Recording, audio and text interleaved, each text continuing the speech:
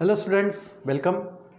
आज का अपना टॉपिक क्या है? Cyclic structure of glucose, ring या साइक्लिक स्ट्रक्चर ऑफ ग्लूकोज। ठीक है, तो उसके पहले हम थोड़ा सा कॉन्फ़िगरेशन, डीएल कॉन्फ़िगरेशंस को पढ़ लेते हैं। ठीक है, तो डीएल कॉन्फ़िगरेशंस क्या होता है? ठीक है, डीएल कॉन्फ़िगरेशंस, ये जो वर्ड यूज़ किया गया है, प्रीफिक्स यूज़ किया गया है। ठीक है, डीएल कॉन्फ़िगरेशन, तो ये जो D and L prefix use किया गया है, ये प्रीफिक्स एक्चुअली क्या एक्सप्लेन करते हैं? This prefix shows the configuration. ठीक है, कॉन्फ़िगरेशन, ये जो डी और एल हैं, ये एक्चुअली क्या रिप्रेजेंट करते हैं? This implies the configuration. ठीक है, कॉन्फ़िगरेशन ऑफ कार्बन एटम्स। ठीक है, इन द स्ट्रक्चर, जिसको हमने बोला था फिशर प्रोजेक्शंस फार्मूला। ठीक है, Fischer structure. So carbon atom in Fischer structure. Fischer ने जो स्ट्रक्चर बताया था जैसे कि ग्लूकोज के बारे में, ठीक है, उसमें डी और एल ये एक्चुअली कॉन्फ़िगरेशन शो करता है। अब ये जो डीएल कॉन्फ़िगरेशंस बताया गया ये एक्चुअली किसके हिसाब से? ग्लिसरॉल्डेट के हिसाब से।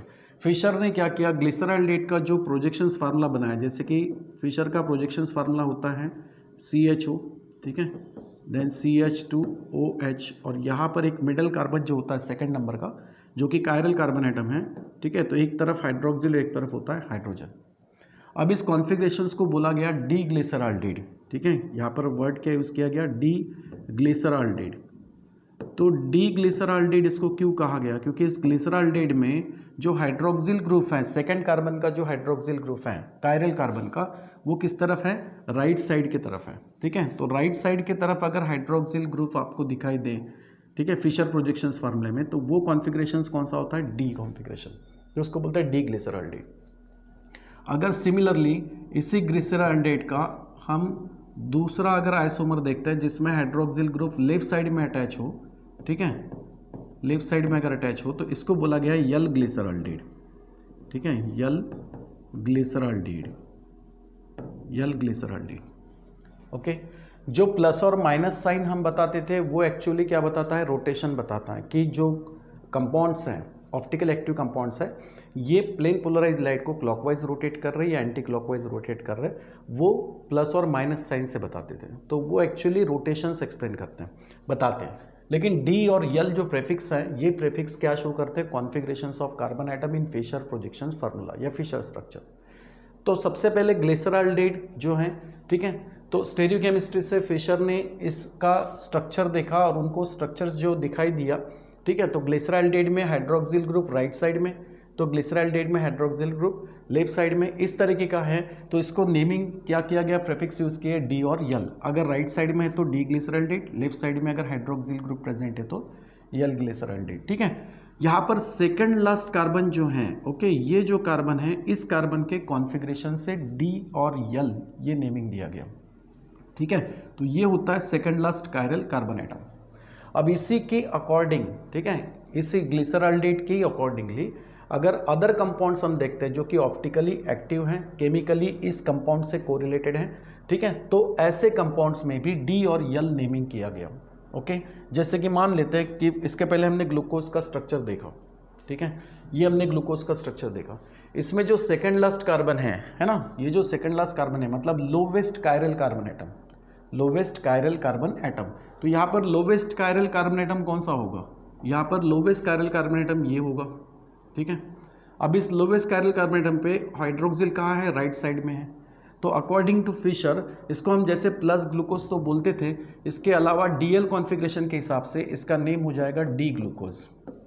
ठीक है, इसको हम दूसरा नेम क्या दे सकते हैं? डी ग्लूकोज, क्योंकि लोवेस्ट कायरल कार्बन एटम को हाइड्रोक्सिल ग्रुप राइट साइड में है। अगर ये हाइड्रोक्सिल ग्रुप लेफ्ट साइड में होता तो उस वक्त हम उसको बोलते हैं यल ग्लूकोज। तो डीएल कॉन्फ़िगरेशन जो है ये एक्चुअली क्या शो करता है? डीएल प्रीफिक्स जो है, ये डीएल प्रीफिक्स कॉन्फ़िगरेशंस बताते हैं कार्बन एटम्स का, किसमें? फिशर प्रोजेक्शंस फार्मूले में।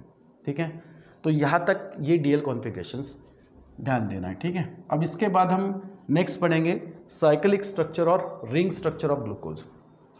तो साइक्लिक और रिंग स्ट्रक्चर क्या होता है कि ग्लूकोज का जो ओपन चेन स्ट्रक्चर फार्मूला बताया था एमिल फिशर ने, ठीक है, तो this is open structure formula, open chain structure formula of glucose. तो ये जो open chain structure formula glucose का है, जिसको हम क्या बोल सकते हैं, प्लस ग्लूकोज भी बोल सकते हैं, डी ग्लूकोज भी बोल सकते हैं, क्योंकि यहाँ पर लोवेस्ट कायरल कार्बन एटम पे हाइड्रोक्सिल ग्रुप कहाँ है, राइट साइड में, ठीक है। तो इसको आप इस तरीके से भी नेमिंग कर सकते हो, डी, ठीक है, साथ में आप यहाँ पर प्लस साइन भी ले सकते हो, और ये होगा ग्लूकोज। अब इस ग्लूकोज के जो ओपन चेन स्ट्रक्चर दिखाई दे रहा है, इस ओपन चेन स्ट्रक्चर से ग्लूकोज की कुछ केमिकल प्रॉपर्टीज एक्सप्लेन नहीं हुई, ठीक है। So on the basis of this structure glucose does not explain your many reactions, does not explain of glucose according to this structure. इस स्ट्रक्चर के हिसाब से ग्लूकोज की कुछ केमिकल रिएक्शंस, कुछ केमिकल प्रॉपर्टीज एक्सप्लेन नहीं हुई।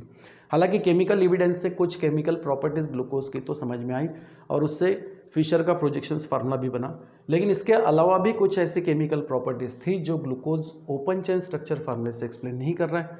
तो ऐसे केस में फिर आगे देखा गया कि ग्लूकोज का ओपन चेन स्ट्रक्चर नहीं है, तो एक्चुअली इसका कैसा है, साइक्लिक स्ट्रक्चर है, रिंग स्ट्रक्चर है।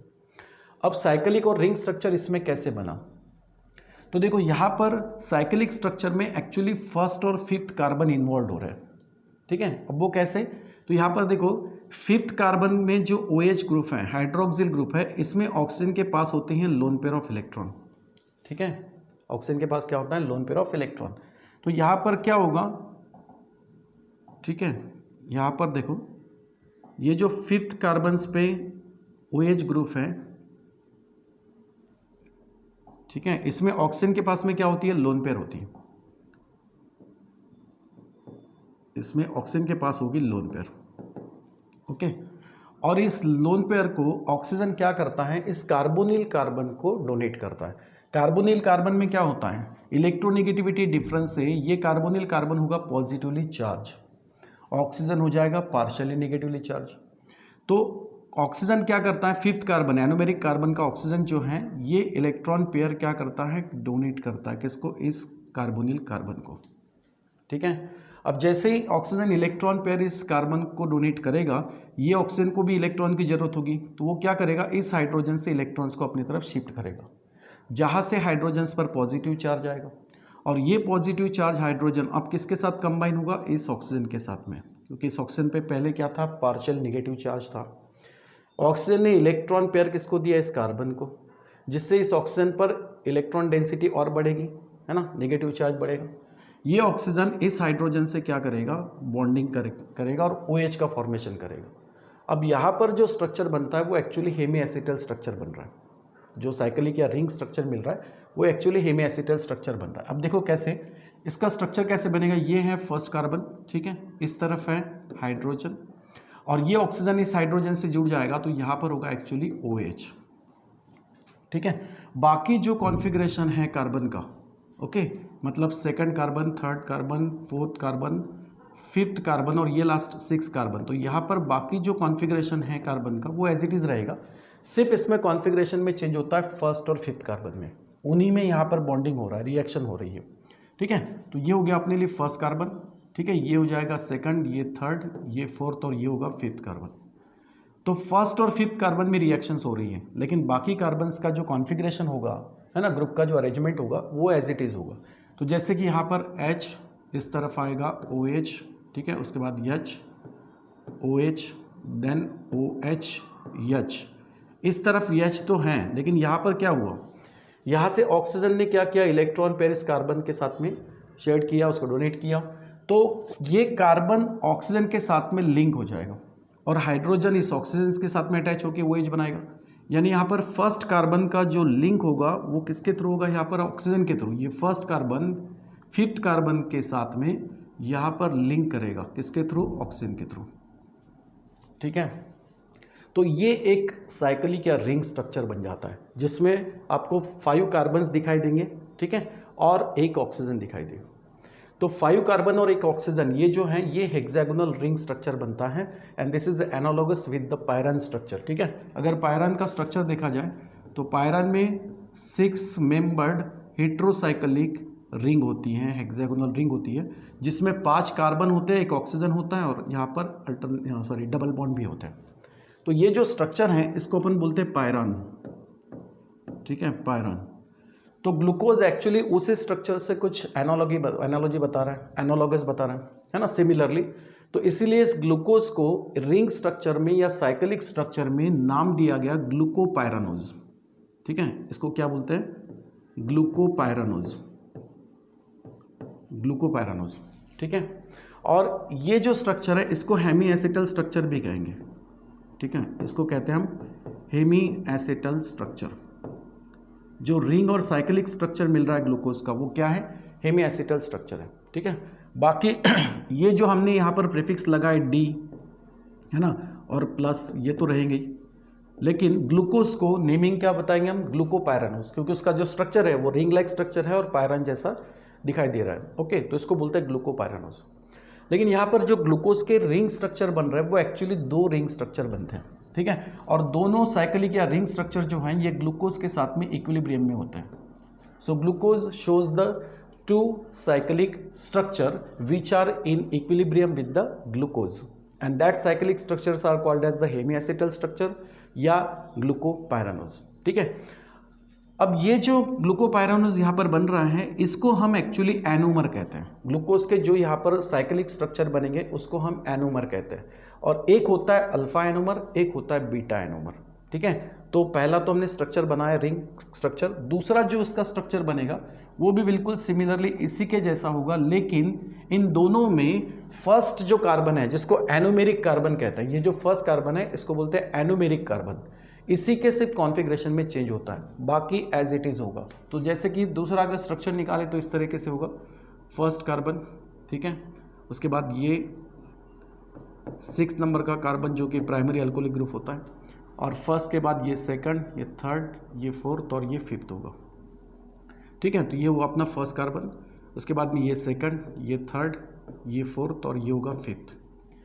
ठीक है, अब फर्स्ट कार्बन में इसमें कॉन्फ़िगरेशन चेंज होगा, बाकी एज इट इज़ रहेगा। सेकंड कार्बन से अगर हम यहाँ पर कॉन्फ़िगरेशंस देखते हैं तो HOH, ठीक है, थर्ड कार्बन में क्या होगा यहाँ पर OH, फोर्थ कार्बन में OH, फिफ्थ कार्बन में यहाँ पर H, और फर्स्ट कार्बन फिफ्थ कार्बन के साथ में क्या कर रहा है यहाँ पर? एक रिंग स्ट्रक्चर फॉर्म कर रहा है।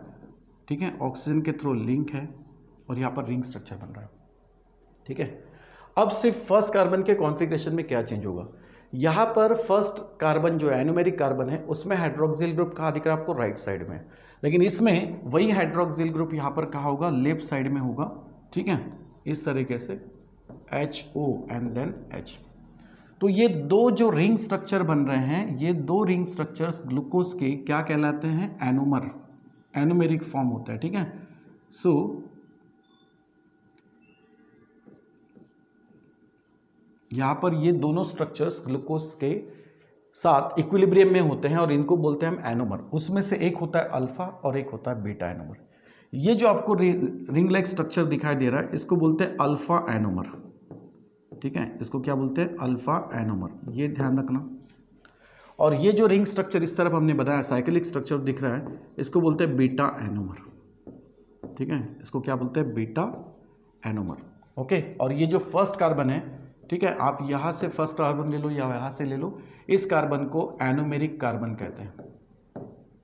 ठीक है, इसको क्या बोलते हैं? एनोमेरिक कार्बन, ये भी ध्यान में रखना। ठीक है, तो एनोमेरिक कार्बन, एनोमेरिक कार्बन्स में जो कॉन्फ़िगरेशन है बिल्कुल उसमें थोड़ा फर्क है, इसलिए इसको हम बोलते हैं बीटा एनोमर और अल्फा एनोमर। तो इनको ध्यान रखने के लिए क्या करना है, शॉर्टली कैसे ध्यान में रखोगे वो बता रहा हूँ। बीटा जो है इसको मान लो कि बीटा यानी बाहर, बीटा यानी बाहर, तो जो रिंग बनाओगे आप, इस रिंग में अगर हाइड्रोक्सिल ग्रुप आपको बाहर दिखाई दे रहा है, रिंग के बाहर दिखाई दे रहा है, तो बीटा एनोमर।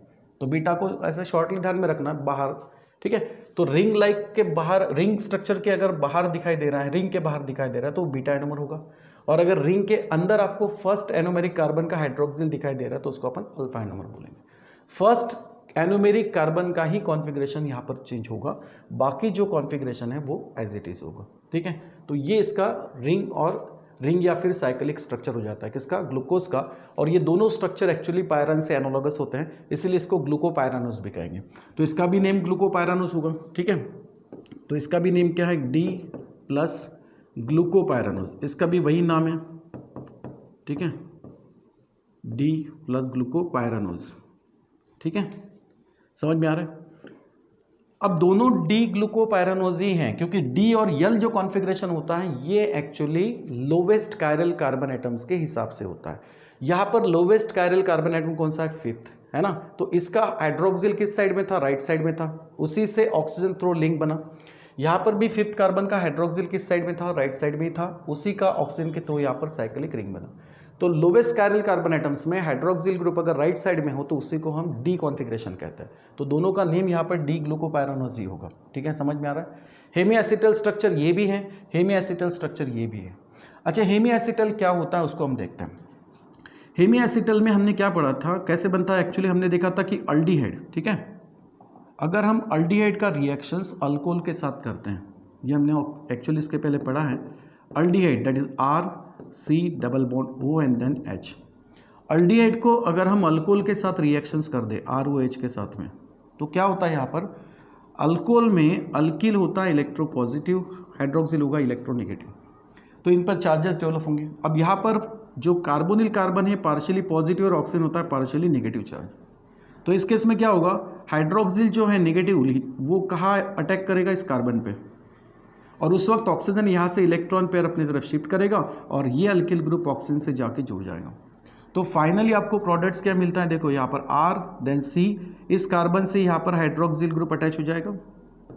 ठीक है, और एक बॉन्डिंग उसकी कार्बन के साथ तो है ही, और ये जो ऑक्सीजन है अल्किल के साथ में यहाँ पर अल्कोक्सी ग्रुप को फॉर्म करेगा OR। इसी को हम हेमी एसिटल स्ट्रक्चर कहते हैं, इसी को बोलते हैं हम हेमी एसिटल। ठीक है, तो अल्डिहाइड और अल्कोहल के मॉलिक्यूल एक दूसरे से रिएक्ट हो रहे हैं। अब यहाँ पर दो मॉलिक्यूल एक दूसरे से रिएक्ट होते हैं, इसमें अल्डिहाइड और हाइड्रोक्सिल ये दोनों एक ही मॉलिक्यूल्स के अंदर है। ग्लूकोज में अल्डिहाइड ग्रुप भी है और साथ में हाइड्रोक्सिल ग्रुप भी है, तो इनमें एक्चुअली रिएक्शंस होकर हेमी एसिटल स्ट्रक्चर बनता है। अच्छा, इसमें जो नंबर ऑफ हाइड्रोक्सिल ग्रुप है, इसमें से फिफ्थ कार्बन का ही हाइड्रोक्सिल ग्रुप हमने यहाँ पर लिया, क्योंकि अगर फिफ्थ कार्बन के साथ oxygen through first carbon ring structure बनाता है तो हेक्सागोनल रिंग बनती है, और हेक्सागोनल रिंग जो कि एक अच्छी स्टेबल होती है, उसकी स्टेबिलिटी अच्छी होती है, इसीलिए यहाँ पर फर्स्ट कार्बन फिफ्थ कार्बन के साथ में ऑक्सीजन थ्रू लिंक करके हेक्सागोनल रिंग बनाता है। इसलिए फिफ्थ कार्बन का ही हाइड्रोक्सिल या अल्डिहाइड के साथ में रिएक्ट हो रहा है और हेमी एसिटल स्ट्रक्चर्स को फॉर्म कर रहा है।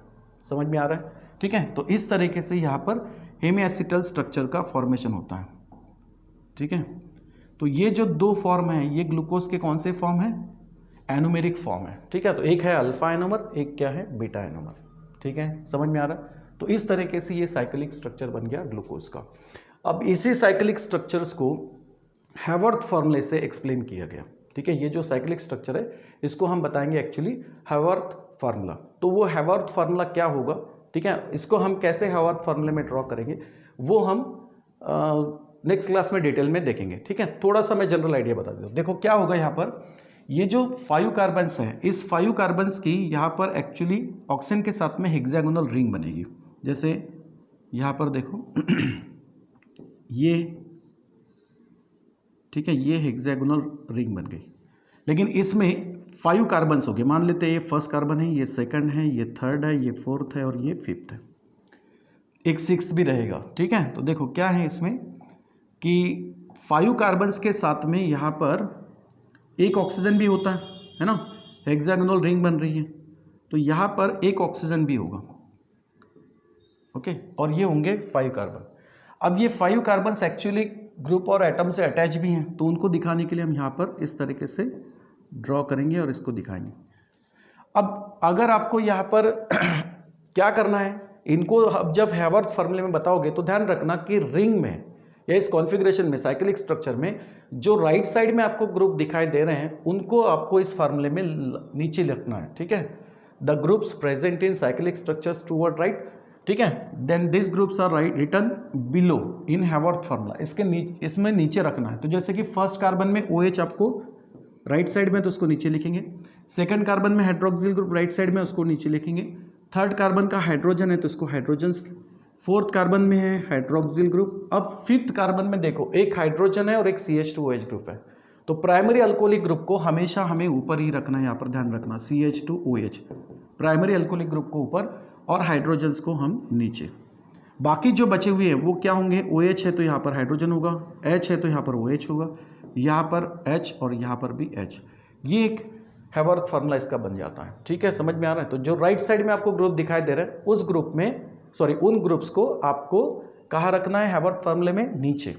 ओके, अब ये जो स्ट्रक्चर है ये किसका हुआ, अल्फा एनोमर का हुआ। ठीक है, अल्फा एनोमर का ये हैवर्थ फार्मूला हुआ।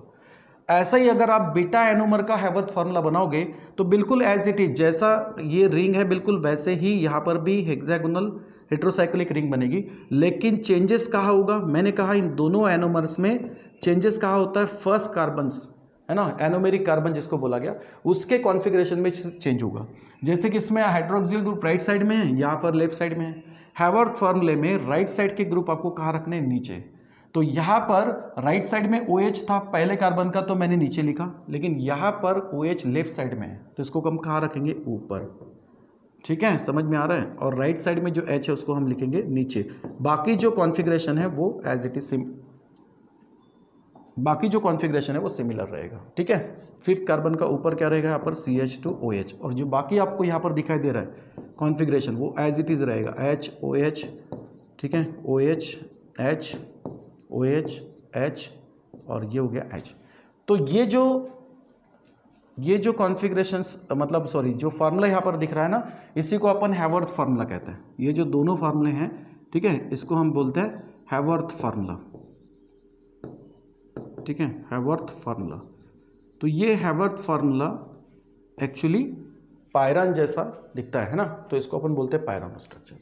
तो इस तरीके से ये है साइक्लिक और रिंग स्ट्रक्चर ऑफ ग्लूकोज। समझ में आया बेटा? चलो, थैंक यू।